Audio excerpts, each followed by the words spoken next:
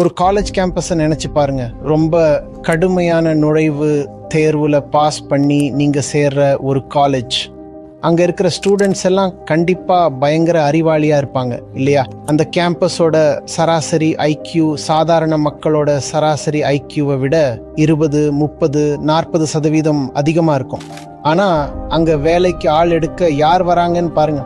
ஏதோ ஒரு குளிர்பானம் விற்கிற கம்பெனி, 160 ஐக்யூ இருக்கிற ஒருத்தன் ஸ்போர்ட்ஸ் ஷூ விற்கிற ஒரு கம்பெனியில் வேலை கிடைச்சதுக்காக ரொம்ப சந்தோஷப்படுறான்.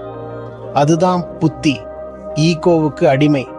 நம்ம கலாச்சாரத்தில், உலகளாவிய கலாச்சாரத்தில் இருக்க ஒரு பிரச்சனை என்னன்னா, புத்திக்கு அளவுக்கு அதிகமாக மரியாதை தர்றது. யாராவது நல்ல வாதங்கள், கருத்துக்கள், தத்துவங்களை சொன்னா வாவ் இவர் எவ்வளவு அறிவாளி அப்படின்னு சொல்றோம். இல்லை, அவர் அறிவாளி இல்லை.